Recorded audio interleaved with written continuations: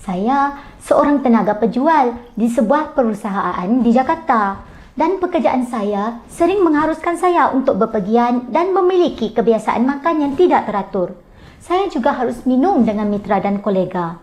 3 tahun lalu, saya mulai merasakan kesihatan saya menurun.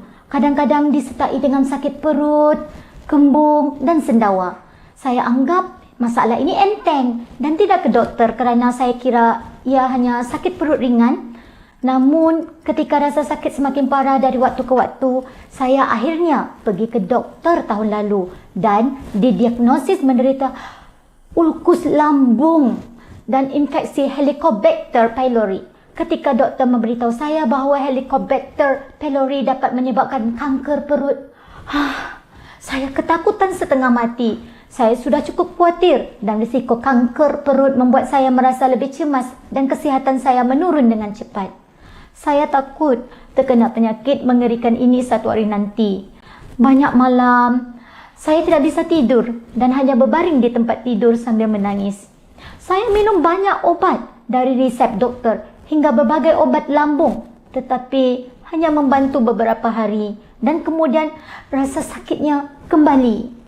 Saya juga harus melakukan diet, tetapi pekerjaan saya membuatnya sangat sulit untuk melakukannya. Memiliki penyakit sangat mengerikan.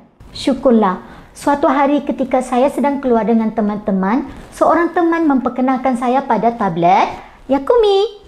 Ia mengatakan produk tersebut sangat baik kerana produk pertama di Indonesia yang menggunakan teknologi kuantum nano Jepang dalam ekstraknya yang meningkatkan efektivitasnya hingga 98 kali lipat dan dapat membunuh 65 strain bakteri Helicobacter pylori.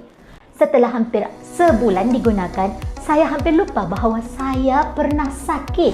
Saya bisa makan, kulit saya lebih sihat, perut saya tidak sakit lagi dan saya tidur nyenyak setiap malam. Baru-baru ini, ketika saya pergi untuk pemeriksaan, bisul di perut saya telah membaik lebih dari 95%. Terakhir kali saya pergi kontrol, doktor juga terkejut dengan perubahan kondisi saya. Mukosa lambung sudah sembuh total. Tidak ada lagi borok atau reflux asam dan tingkat bakteri Helicobacter pylori menurun drastis. Saya benar-benar berterima kasih kepada semua ahli dan doktor yang meneliti produk hebat ini, menyelamatkan nyawa pasien seperti saya. Mereka yang menderita sakit perut dan dinyatakan positif Helicobacter pylori harus segera menggunakan Yakumi untuk memulihkan kesihatan perut dengan cepat dan mengurangi risiko komplikasi berbahaya dari penyakit lambung.